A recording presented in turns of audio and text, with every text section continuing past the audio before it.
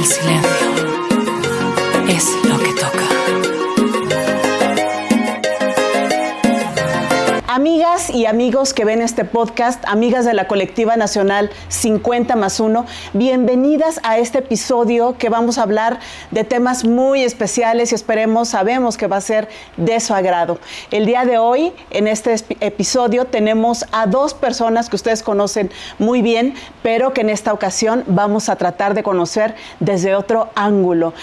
Un ángulo que es muy importante para la cultura mexicana, el Día de las Mamás y de las Hijas.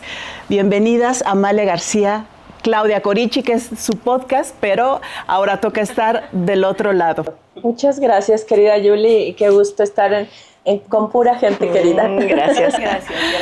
Y bueno, aunque no sea necesario, voy a tomarme unos segundos para presentarlas formalmente.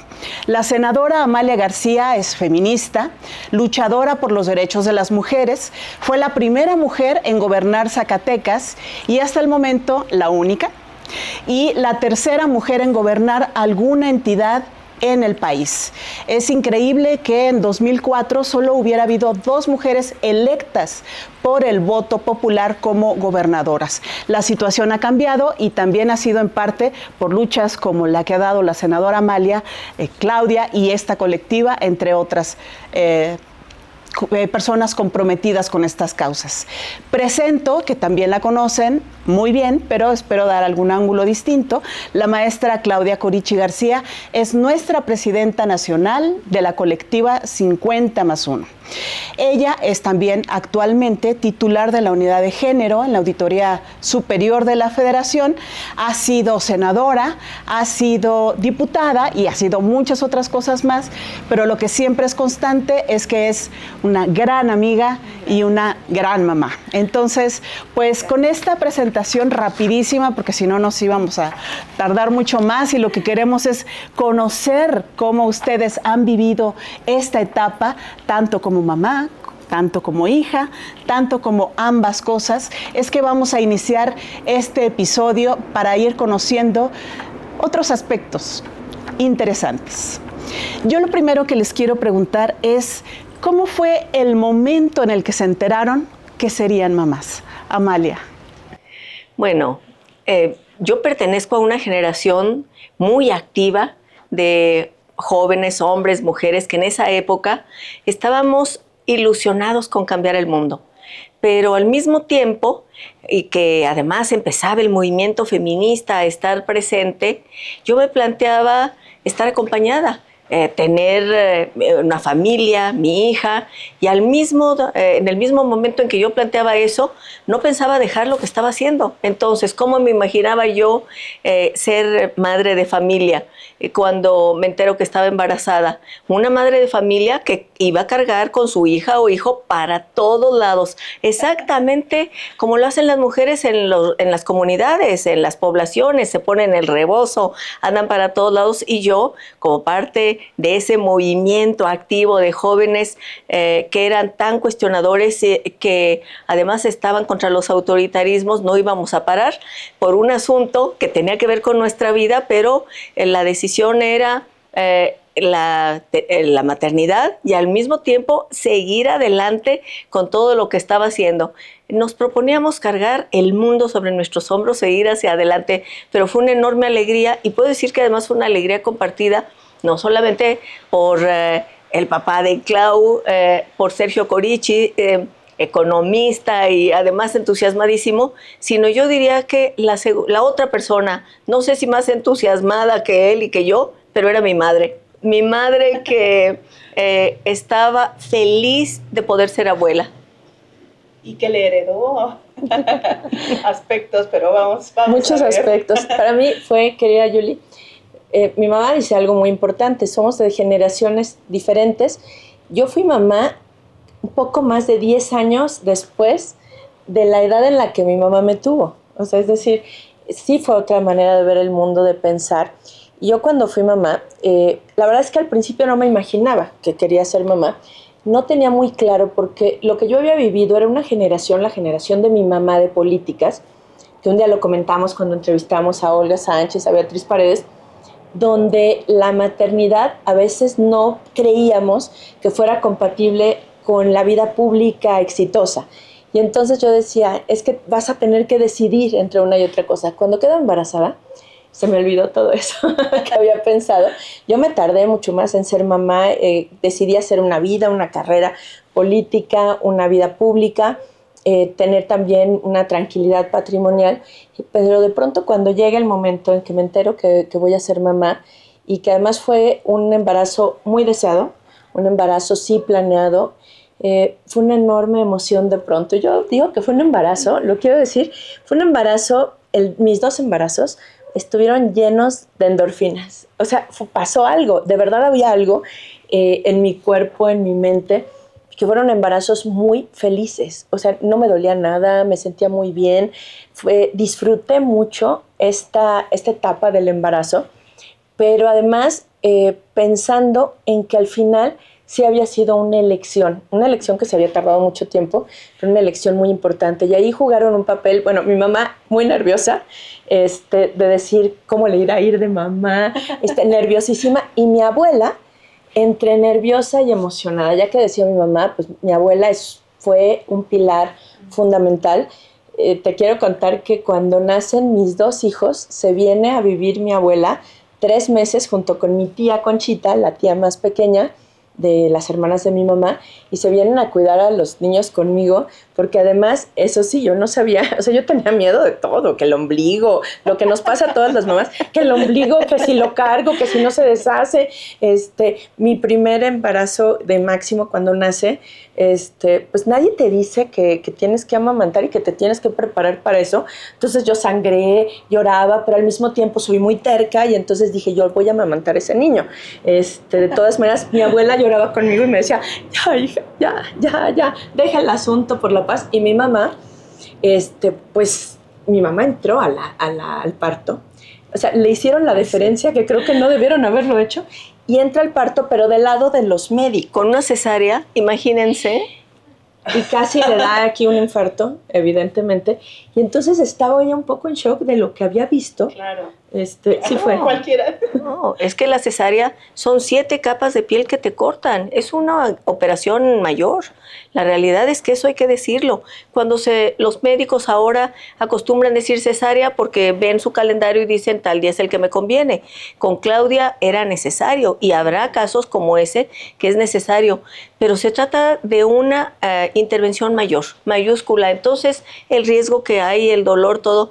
Y luego pusieron una pantalla del lado de la cabeza de Claudia, y ahí estaba los médicos, ¿verdad? Pero yo estaba del otro lado, que casi se desmaya. y su marido que casi se desmaya. Yo estaba del otro lado, y claro que cuando veo el corte y brotar la sangre, yo dije, a ver, lo que me importa es que hagan bien su trabajo y que la saquen bien adelante. Pero en cambio su marido casi lo sacaron arrastrando los médicos. Sí, de hecho el anestesiólogo le dijo, si se va a desmayar, por favor, en la esquina. Salga, porque señor. No tenemos posibilidad de atenderlo. Sí. Y entonces, bueno, los ejercicios de respiración sirvieron, por lo menos para Eugenio. Y yo me preparé para un parto psicoprofiláctico, y entonces efectivamente ejercicios de respiración, pero todavía unos días antes del parto yo anduve en una marcha viniendo de Puebla hacia la Ciudad de México porque habían detenido a un líder campesino, Adanzós Palomino, y entonces estábamos en la marcha. Y después cuando nace Claudia yo estaba estudiando, estaba en la universidad en Puebla, entonces era llevármela en el bambineto, y por eso le digo que ella ya hizo varias carreras, porque iba conmigo y muchas marchas. Por eso salió tan combativa, de marcha en marcha. Pero justamente lo que mencionaban ahorita, ser mamá es ya en sí muy complicado. Hay que cuidar a una persona, una personita que para quienes tomamos la decisión de ser mamás implica amor, implica pasión, pero además en el caso de ambas es ser mamá con actividades en el ámbito público, donde incluso a las madres se les discrimina. O sea, parece que es incompatible tener un espacio de decisión pública y elegir ser mamá. ¿Cómo fue pelear con eso? Aparte de todos los temores, de que si el ombligo, de que si la leche, todo eso, además toda la presión del ambiente en el que estaban. ¿Cómo fue? En realidad yo no peleé con eso. Ahora entiendo y realmente tengo la claridad de que tiene que haber un sistema de cuidados que garantice que va a compartir los cuidados el Estado, va a compartir el Estado, la sociedad va a compartir los cuidados, lo van a hacer las familias en plural, las empresas tienen que modificar y los ámbitos públicos sus horarios y jornadas, pero en ese momento yo decía, va conmigo a todos lados y entonces no solamente, no preguntaba, sino que iba a todos lados a las reuniones de todo tipo, políticas, del movimiento feminista, en fin. No había iPad. No había iPad, llegaba yo con una bolsa enorme de juguetes, de colores, de cuentos, de crayolas, y entonces mis amigas ya sabían que ahí estaba Claudia y iba a todos lados. Iba a un evento, a un meeting, ahí estaba, iba a la clase y ahí estaba Claudia. ¿Y eso qué fue lo que provocó? Provocó que para ella fuera natural tratar a medio mundo en el ámbito político y a mis amigas, y entonces recuerdo algunos personajes de esa época que todo el mundo les hablaba de usted y prácticamente hacían caravana, y Claudia les hablaba de usted pues porque los veía todos los días. Ya les hablaba siempre de todo. Yo creo que sí fue una etapa y una decisión muy importante, y en mi caso el reto fue grande, sobre todo de la segunda. O sea, de con Máximo sí fue un reto, porque es aprender, es el amor total, es encariñarte. Creo que el reto más grande fue lactar. Hay una visión en la sociedad, la cual, a ver, eres muy buena, tienes que ser una buena mamá, tienes que ser una buena profesionista, ahora hacemos la tarea de cuidados, las labores afuera, y al mismo tiempo yo soy una fanática del tema de la lactancia materna. Queremos darles más salud a las niñas y a los niños, pero al mismo tiempo hay como si hubiera un horror a ver nuestros senos. O sea, es decir, tú vas a lactar a algún lugar y de verdad hay gente que te ve con molestia. Hay lugares en los restaurantes en los que la gente se enojaba aunque te tapes. Es muy difícil dar, digamos, una maternidad con todo y una naturalidad que debería ser lo de la lactancia. Y yo lo viví en mis dos hijos. El tema de la lactancia me pesó mucho que la gente lo viera como algo tan raro. Y entonces fue un enorme reto. Y me acuerdo que Amalia Sofía era un reto porque en la Cámara de Diputados sí había un lugar. Cuando yo tengo a Amalia Sofía, soy diputada, y sí había un lugar, un Sendy, para los niños, pero estaba lejísimos, era imposible ir ahí y estar en la sesión, ir y venir, estar lactando. Y entonces pues me tocó lactarla hasta en los baños, a los dos. O sea, es decir, la realidad de todas las mamás es que terminamos lactando en un baño, en una escalera, terminamos lactando donde podemos, cuando queremos seguir con una lactancia permanente. Creo que ese fue uno de los grandes retos. El otro gran reto es Yo te interrumpo. ¿Sí? Si los hombres embarazaran y lactaran, el mundo sería distinto. Sí, porque entonces habría todos los espacios y todas las facilidades, bueno, hasta para los baños, porque cuando mi marido quería compartir el tema, por ejemplo, del cambio de pañal, en los baños de hombres en general no hay cambiadores. O sea, es decir, tenemos que hacer transformaciones reales en el tema de cuidados, pero también que asumamos como sociedad que si vamos a compartir y que si queremos crianzas respetuosas y una manera diferente de hacer las cosas, tiene que haber también condiciones para que eso suceda. Y creo que en mi caso el reto también fue lo mismo. O sea, yo me los llevaba conmigo todo el tiempo, me los llevé, le decían a Amalia, Sofía le decían la diputadita, y pues Máximo también fue ir a todos lados, estar en todos los espacios.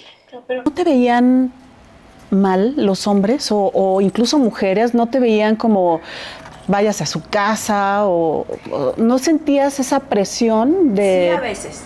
Sí, a veces, por ejemplo, con Máximo fue una etapa en la que yo me fui a estudiar fuera del país, entonces fue, pues sí era como andar con él, pero no lo podía meter a la escuela y eso en Estados Unidos como que no se ve muy bien.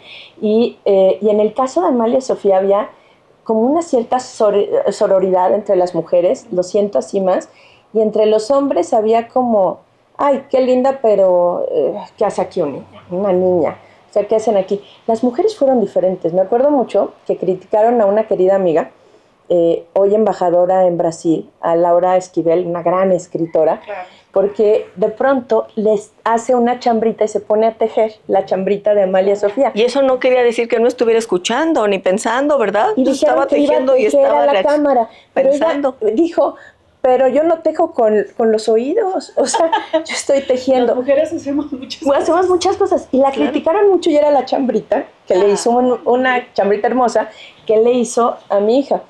Y ellas eran muy solidarias. Ella, Rocío Nale, pues todas mis amigas y compañeras diputadas en general eran solidarias, pero las demandas de tiempo, o sea, cuando tú estás en esos espacios, las demandas de tiempo sí se vuelven a veces durísimas. O sea, tener que trabajar en la madrugada, tener 2 hijos chiquitos, pues, y además vivimos, y creo que las mexicanas vivimos con mucha culpa, el intentar compatibilizar, y aunque seas una mujer liberal, liberada, feminista, sí vives con mucha culpa la parte de no acabar de estar demasiado suficiente como quisieras con tus hijos, y esta demanda también social de si eres una buena madre o no eres una buena madre, y al mismo tiempo la exigencia de ser una profesionista de tiempo completo. Amalia, por eso es importante que las mujeres lleguen a los lugares de decisión, ¿no? Porque las cosas deben cambiar para ellas y para otras. En el momento en que llegas a un espacio de decisión, entonces ves las políticas públicas con otros ojos, porque lo has vivido y porque lo vives con las demás. Por ejemplo, el hecho de que yo llevara a Claudia a todos lados y yo quería participar, yo no quería dejar de estar presente en aquello que eran mis causas. Cuando fui gobernadora, ¿qué fue lo que impulsé? Bueno, además de que soy una absoluta convencida y defensora de las escuelas de tiempo completo, de horarios ampliados, de estancias infantiles, para mí era muy importante que incluso en los eventos políticos pudieran llegar las mujeres, y entonces diseñamos un mecanismo para que las mujeres que llegaran podían tener ahí a sus hijos atendidos y jugando en un espacio lúdico mientras estaban en el evento público, de tal manera que no solamente los espacios institucionales permanentes, sino también en otros ámbitos hubiera eso, y creo que eso lo debemos impulsar de tal manera que sí haya los espacios de cuidados institucionales permanentes, estables, pero también los otros espacios lúdicos, espacios en donde puedan los niños, las niñas estar y tú sientas que están seguros. Eso transforma las políticas públicas, claro que las debe transformar, porque además, como decimos, que una mujer llegue a un espacio de poder político tiene que significar no solamente que llegó, sino que va a modificar la manera de decidir sobre el presupuesto, sobre las decisiones de gobierno, para que ese terreno chicloso que nos atrapa en el mundo de lo privado pueda ser remontado, porque se generan las condiciones para que te puedas incorporar sin estas culpas, sin la preocupación de que tienes que optar si vas a un lugar o vas a el otro.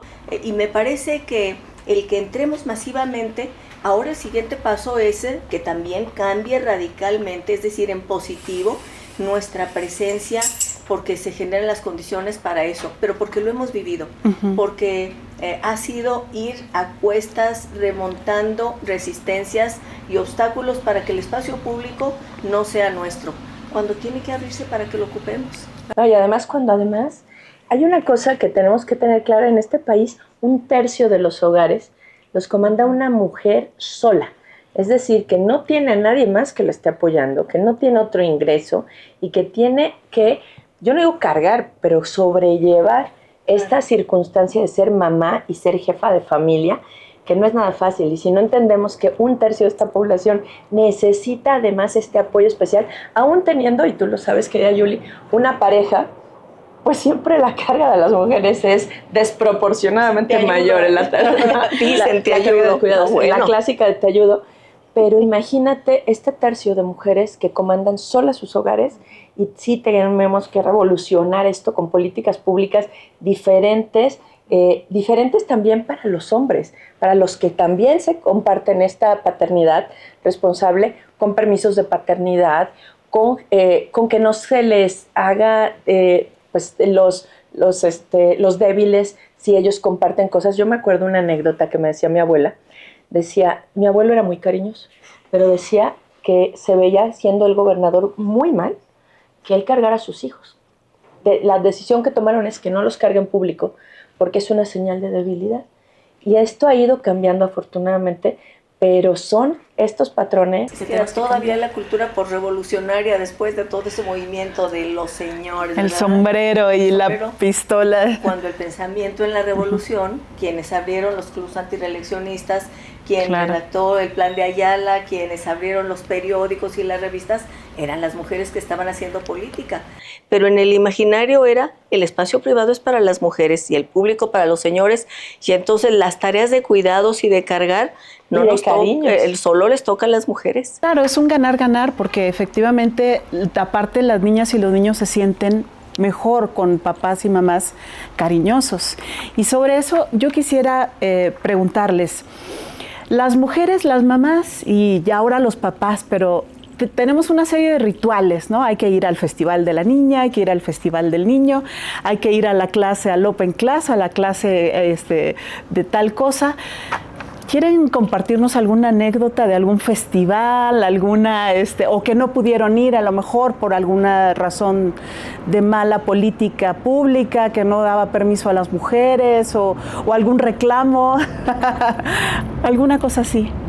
No, bueno, a Claudia le encantaba participar en los festivales. Recuerdo en la primaria, además, Fue Margarita Maza de Juárez como varias veces. fue Margarita Maza de Juárez en algunas y en otras con su vestido de tehuana, de chiapaneca, y luego ya después en la secundaria es cuando se decidió a entrar a teatro, y entonces sí, ya fue el cambio total, porque ya aprendió a estar en público, y además yo qué decisión tomé, una decisión que en mi generación era una gran decisión, pues para ser niñas y niños libres en una escuela activa. Y entonces entró al Freire, que era más que liberal en términos de el director bromeaba, pasaba por los salones con una peluca rubia, en fin, era para desinhibir, pero al mismo tiempo también les dio mucha libertad, y entonces era, sí, cómo hacerle con los hijos, y para mí fue muy importante esa entrada a la secundaria, no solamente porque era una escuela activa,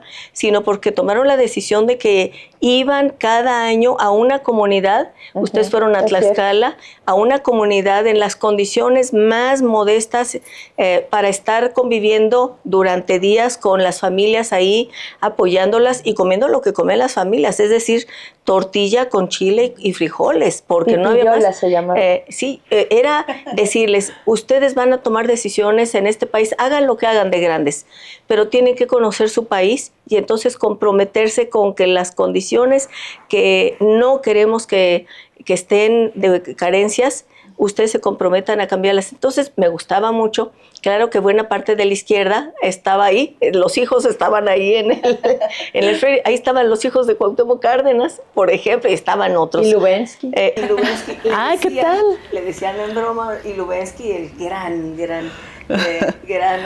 laureado en la cineasta, cinematografía, le decían el Red Set. No, pero ahora que dice mi mamá, eso es cierto. Nos fuimos a alfabetizar a los 12, 13 o 14 años. Leíamos mucho y fue una experiencia de vida. Creo que leí mucho más de lo que he vuelto a leer en la vida porque era una dinámica de lectura permanente. Yo creo que fue una experiencia maravillosa. Mis papás fueron gente muy progresista. Quiero decirles que cuando yo nací, decidieron no ponerme aretes y no me hicieron los hoyitos porque entonces respetaban mis derechos humanos. Terminé yendo a Suburbia, ya saben, a que me hicieran aquí esto yo sola a los 12 años diciendo yo quiero tener aretes. Fue todo un proceso, pero la verdad es que estos rituales, yo con mis hijos soy muy formal en eso, y después es injusta la vida con uno. Porque yo voy a todos los festivales, estoy haciendo todo, pero al único que no he ido de mi hijo, al día de hoy se acuerda con enorme tristeza y yo con enorme culpa. O sea, digo, solo fue uno hijo, como de 10 o 20 que ha habido. Bueno, pero él se acuerda de ese uno al que no he ido. Y pues sí, vivimos, las mexicanas somos culposas, aunque intentemos que no, somos culposas, pero al mismo tiempo creo que lo que importa es también saber que queremos que se sientan orgullosas, orgullosos nuestros hijos y motivadas y motivados a crecer, a ser independientes. Y esto que decía mi mamá, a mí ellos me dieron, yo a veces decía, esto es una locura en la escuela que yo estoy, pero era un conocimiento enorme, y creo que tenemos que formar gente también con una cosa que yo espero no perder en mis hijos y que mis padres sí me dieron, que es conciencia social. De la gente más necesitada. Yo les quiero decir, yo el único momento que fui a una escuela privada hasta la universidad fue en esa escuela, que era una escuela activa, muy progresista. El resto del tiempo yo fui hija de la escuela pública, Claro. era una visión en mi ¿Y familia. la prepa 6? La gloriosa. La gloriosa prepa 6. La Facultad de Economía de la UNAM. Pero esa parte social que muchos de nosotros vivimos es un reto enorme. Para mí lo es. Todavía no acabo de saber cómo lograr, quiero que aprendan en una buena escuela de inglés, pero cómo lograr que no pierdan esta conciencia social, estas causas, y que pongan por encima de todo saber que las diferencias enormes que hay en este país son algo que tenemos que luchar por reducir. Y no es fácil porque si no lo vives, si no estás en esa comunidad, si no ves directamente las condiciones de pobreza o de miseria, no es tan fácil de comprender. Y entonces pues va a ser un reto, lo sigue siendo, mis hijos todavía son chiquitos, de cómo hacerlos también conscientes de esto. Creo que en general somos una familia con una visión social muy profunda, pero no es un tema tampoco fácil. Y bueno, pues espero que no me siga recordando mi hijo con el único festival al que no pude ir por chamba. Yo también, mi hija le gusta jugar fútbol. Yo era la que iba siempre a los partidos de fútbol, no fui a uno y ya era el papá el que siempre iba a los partidos del fútbol. No, porque de verdad que mi marido lo sabe, que seguramente nos verá, lo adoro, pero él no fue a varios y de él no se acuerda. Hay que seguir persistiendo. Yo quiero, ahora que platicamos de esto, de ir a los festivales, de ir de vacaciones o de a lo mejor encargarle a alguien, a nuestro hijo, a nuestra hija, ¿qué tan importante es la red de apoyo, la familia, la abuela, la tía, para que personalidades públicas puedan hacer compatibles ambas actividades? Es fundamental. Sin las abuelas sería imposible que funcionara el planeta. Suscribo. El planeta. Llámales abuela. Sí, soy abuela. Claudia estaba muy pequeña y yo tuve una invitación para ir a unos cursos a Alemania y yo quería ir. Y entonces mi madre lo que dijo es: tú no te preocupes, Claudia se queda con nosotros, con tu papá y conmigo. Y entonces yo me fui tranquila a Alemania porque sabía que ella estaba con mi madre. Además, yo le decía, es más tu madre que yo misma, por el cariño, por el cuidado. Claro, también era tremenda mi mamá, era cariñosísima, pero también era enérgica, si había que llamar la atención con ella y con los sobrinos y con los demás nietos, pero era una autoridad, era una presencia enorme. Y entonces, claro que yo me fui a Alemania tranquila y luego yo salía mucho, estábamos en la izquierda muy conectados internacionalmente, teníamos una gran cantidad de vínculos políticos, relaciones, y además teníamos una visión amplia del mundo, y eso permitía que yo me quedara tranquila porque estaba con mi madre. Es decir, las abuelas son fundamentales, que yo digo, son el seguro social de este país, pero está bien, no hay que cargarles la mano, y por eso soy tan partidaria del sistema de cuidados. Sí, no, el sistema de cuidados. Sí, el Estado tiene que hacer su tarea, porque ¿cómo vamos a incorporarnos las mujeres plenamente? No es suficiente que la Constitución diga que debe haber paridad en todo. Tienes que crear las condiciones en la vida diaria, cotidiana, en el trabajo, en el estudio, en absolutamente todo, para que realmente sea posible que se incorporen, porque si no, seremos unas cuantas, y además a costa de un esfuerzo titánico. Claro. No, para mí la red de apoyo también, yo creo que, a ver, estoy muy afortunada de tener esta gran red de apoyo, porque mi red de apoyo, como yo les comentaba, fue que mi abuela y mi tía se vinieron a ayudarme a cuidar a los niños. Pero mi abuela fue todo, o sea, mi abuela fue un pilar de mi vida, sí era enérgica. Yo les quiero decir que mi mamá nunca me dio una nalgada, mi abuela sí, muchas, pero después me llenaba besos y me decía, lo siento sí, ¿no? mucho, mi niña, me abrazaba y me decía, y siempre se arrepentía de haberme dado la nalgada, pero era la dura. A mí también fue mi abuela, no mi mamá. Exacto. ¿Qué total? O sea, mi mamá era la buena, la abuela era la dura, pero al mismo tiempo el respeto, el amor, el cariño, la complicidad absoluta. Hace un año que murió, pero hasta el último momento mi abuela fue una amiga, fue un liderazgo impresionante, un cariño total. Y estas redes de apoyo son muy importantes, y yo lo veo, bueno, por una parte con lo que significó para mí su referente, pero a ver, cuando yo hago un recuento, ¿quiénes son mis redes de apoyo? Bueno, además de, obviamente, el papel que juega mi esposo, pero mis redes de apoyo son mujeres. O sea, era mi abuela, era mi tía, es mi tía, la única hermana de mi papá que no tuvo hijos y que diría a mi marido, es una bendición, mi Rosy, para nosotros, que ha sido quien también ha acompañado mucho esta etapa de mi maternidad, que viene 1 o 2 veces a la semana a la casa, que nos apoya mucho, aunque es grande, y que es una generosidad total. Y es mi madre, o sea, es decir, les digo a veces de broma, ganamos una senadora, perdimos una abuela porque la ven menos, pero la realidad es que es un apego el de los niños con su abuela. Y mi madre ha sido una abuela, además, quiero decirlo, maravillosa, porque además de muchas cualidades que tiene, Que todas sabemos. que todas sabemos, pero ¿saben qué? Algo que me encanta y que les fascina a ellos es, hay un pleito cuando se puede dormir con la abuela, de irse a dormir con la abuela. Pero es todos, o sea, quieren. Y me dice, oye, pero los dos juntos no, porque no duermo.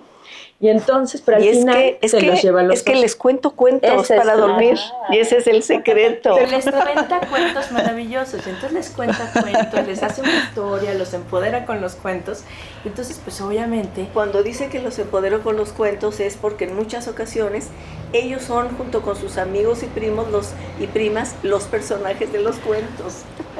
¡Wow! De Julio Verne. Los de Julio ¡Guau! Verne, de Mil leguas de viaje submarino. Passepartout. Ellos ahí van en el viaje submarino.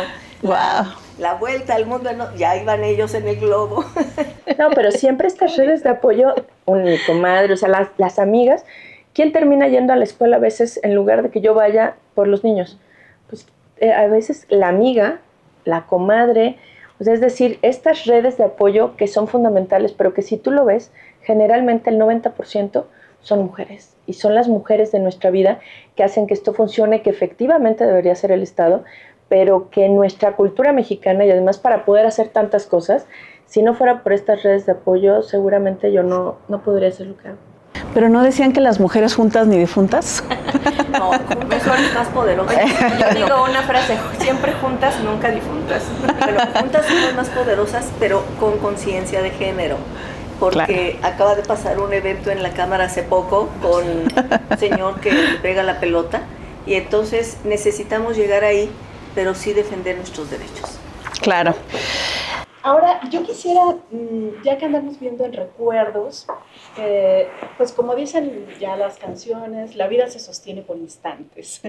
¿Algún instante en el que el amor de ser mamá haya abarcado todo, irradiado?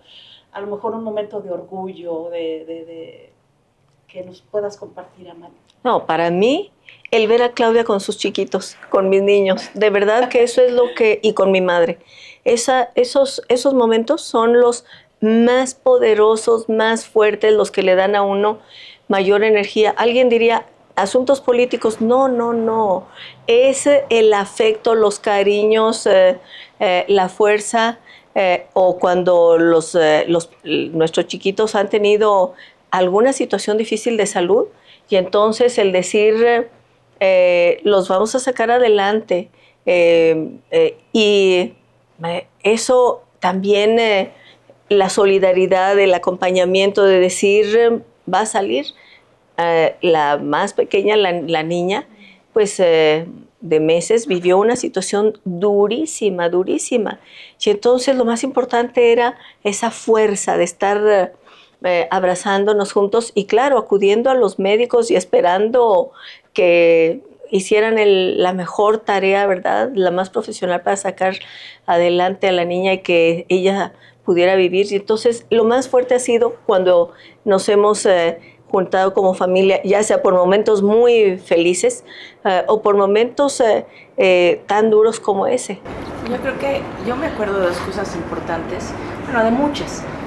O quizá esto que decía mi madre es estos cariños, o sea, estos cariños muy profundos. O sea, lo más importante quizá es guardar estos momentos y creo que nos pasa a todas, que aunque tú seas grande, mientras más grande eres, pero tienes hijos, más vas entendiendo a tu mamá, pero no solamente, la vas valorando más. Y lo que es la vida, yo creo que uno nunca deja de necesitar este cariño, este amor, que se va transformando en algo en algo muy profundo, mucho más consciente, mucho más profundo. Pero yo te quiero decir que una anécdota que de muchas es, mi madre era un símbolo de generosidad y además de solidaridad social siempre. Yo cuando era niña, resulta que en la casa parecía, la casa era el lugar a donde toda persona zacatecana, toda mujer zacatecana que quisiera estudiar, podía llegar. O sea, ¿qué significa esto? Que en la casa siempre había alguien, una o dos personas viviendo ahí. Que abría la casa para que se vinieran a estudiar. Para que no estuvieran solas y se fueran a estudiar. Y entonces estaba siempre llena la casa. Pero no solo esto. Yo me acuerdo mucho, y hace poco lo conté con una querida amiga también en un podcast. Me acuerdo mucho que venían también, mi madre era muy dada a recibir gente que estaba en una situación muy difícil. Era un momento muy duro, estaban las dictaduras en Centroamérica y en Sudamérica. Y la casa siempre fue un lugar frente a momentos muy duros de recibir a gente que venían, pues yo no sé si llamarlos refugiados. Sí, perseguidos por los gobiernos militares de Centroamérica. Y me acuerdo mucho, sobre todo, de Simón y Sofía. Momentos muy duros, porque llegaba gente. A ver, para mí, imagínense, siendo una niña, escuchar esas historias de gente perseguida, que habían sido perseguidos, abusadas por los militares, que llegaban sobreviviendo a México, que mi mamá les abría la casa diciendo, pues tenemos que cuidar que sobrevivan, ver la manera después de apoyarlos a que sobrevivieran, a que estuvieran, escuchar sus historias que me llenan de profunda nostalgia, pero creo que esa casa abierta, por una parte a las mujeres zacatecanas que decidían estudiar y que pasaron por ahí, muchas estudiando 2 o 3 años viviendo en la casa, y por otra parte, por semanas, ella se acordará mejor, yo era una niña, hay todas estas gentes que vivían en una situación dura y sabían que nuestra casa era un espacio para que pudieran estar. Y lo que recuerdo de ellas y de ellos siempre es lo mejor de lo mejor. O sea, su generosidad, sí, su tristeza, su nostalgia, su lucha, pero también esta posibilidad que mi madre les daba de estar en un lugar donde tuvieran comida, donde tuvieran techo, donde tuvieran un espacio. Y son de las cosas que ella habla poco, pero que yo creo que ella ayudó a muchísima gente. Y el otro día, hace, pues era 4 meses, me escribió por Messenger del Facebook una mujer guatemalteca que me dijo, Claudia, les escribí una carta. Por email, y me dijo, yo viví en tu casa cuando tú eras una niña. Me acordé y bueno, fue muy, muy emotivo, porque ella era perseguida brutalmente de una dictadura, había vivido las cosas más terribles que alguien se puede imaginar. Y entonces haber sobrevivido y escribirme después de, no sé, 30 años, 40 años, pero eso te habla también de la vida, de la generosidad y también de una visión social y de izquierda que era muy acentuada en la casa y que creo que vale la pena rescatar como los grandes recuerdos. O sea, ser una niña y vivir eso, claro, es también vivir de otra manera tu infancia, y por eso... Pues evidentemente por eso nos hacen clic las canciones, ¿no? De la trova, por eso nos hacen clic los movimientos sociales, ¿no? Y algunas de las personas, de las amistades que llegaron a la casa de Guatemala, desaparecieron y ya no supimos nunca más de ellas. Fue una cosa brutal el periodo de las dictaduras en Centroamérica, terrible. Y entonces lo vivieron de cerca. O sea, empezamos a buscarlas y ya no las encontramos jamás. A una de ellas, bueno, esta carta que escribió, pero los otros, pues desaparecieron. Y por eso entender la lucha de mujeres como Rigoberta Menchú, que todo lo que han vivido, la resiliencia que han llevado, la lucha que han dado, pues son muy importantes. Y las buscadoras aquí en México, ahora. Y las madres buscadoras. Porque no puedes no conmoverte ante eso. Y si no te conmueves es que no tienes algo. Pero bueno, eso es ella, o sea, y entonces lo que representa para mí mi madre, pues es no solamente ese amor profundo que le tiene uno a su madre, sino ese respeto profundo a la lucha social que siempre dio, y a esa sororidad que dices, era una locura, porque en serio pasaba mucha gente por la casa, pero era al mismo tiempo una señal de generosidad permanente. Bueno, y así era mi abuela y mis tías, las hermanas de mi abuela, eran casa abierta para los sobrinos, los primos, los nietos, para todo el mundo, siempre habría comida. y lugar donde quedarse para la gente que quisiera pasar ahí, que fuera gente buena, claro. Claro, es un gran compromiso, ¿verdad? Porque es una forma de ver el mundo que hay que tratar de continuar, por lo menos. Ya los hijos dirán a lo que cómo será en su caso, pero de verdad que pues es una historia que gracias que la comparten, porque eso explica muchas cosas de cómo se vive y de cómo se actúa, sobre todo en estos momentos. Yo quisiera preguntarles, ya lo han mencionado, pero definitivamente el Estado tendría que hacerse un poco más cargo de los trabajos que la mujer le subsidia al Estado. Tendría que hacerse cargo de manera absoluta en ámbitos que permitan que se libere el tiempo de las mujeres, porque las mujeres, lo hemos dicho muchas veces, yo aquí lo reitero, tenemos una pobreza que nos abarca a todas, de la clase social que sea, las condiciones que sea, pobreza de tiempo. No tenemos tiempo propio. No tenemos tiempo propio. Como natural, ¿no? O sea, lo hemos asimilado, claro, como que... A costa de un aunque esfuerzo, estemos exhaustas. Exhaustas y en ocasiones limitando las posibilidades de desarrollo y de crecimiento. Y entonces, cuando se habla de sistema de cuidados, ya se empezó a tratar esta frase como un cliché. No, pero tiene que haber políticas públicas en serio que garanticen que se libere el tiempo de las mujeres para que puedan dedicarse a estudiar, a trabajar, a participar en la vida pública o a descansar, a ir al cine, a ir al Cantoral a un concierto sin decir ¿y dónde dejo? ¿Dónde dejo a los niños o dónde dejo al abuelo o a mi familiar que tiene una discapacidad? ¿Dónde? El Estado tiene que abrir los espacios para que se pueda liberar el tiempo de las personas, especialmente de las mujeres. Y en las familias compartir y las empresas también generar condiciones y crear cooperativas en donde la comunidad participa. Ya la comunidad participa mucho. Las redes comunitarias también, además de las familiares, son muy fuertes, pero tenemos que cambiar la vida. Claro, por eso es importante participar.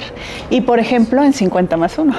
Por ejemplo. Yo creo que armar colectividad con otras mujeres empujando causas y además tener aliados hombres empujando estas causas, yo lo decía hace rato, tenemos que transformar la visión y la cultura patriarcal que ha subsumido no solo a las mujeres, que también ha lastimado a los hombres, diciéndoles no llores, no cuides, no hagas, esto no es normal, cuando debería ser lo más natural.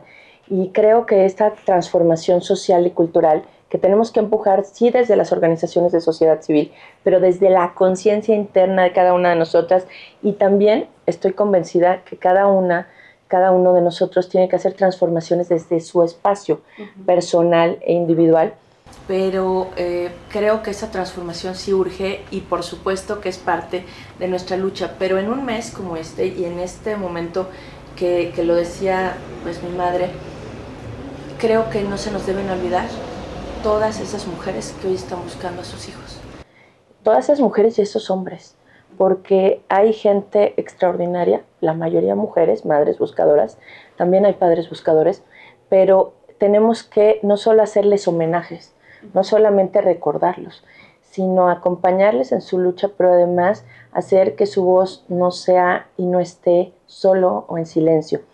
Porque hoy estamos hablando aquí de maternidad, de lo que significa, pero yo quiero que nos pongamos en el lugar de cada una de esas mujeres que lo que están buscando ya son, aunque sea los huesos, para saber que su hijo está descansando en paz o su hija.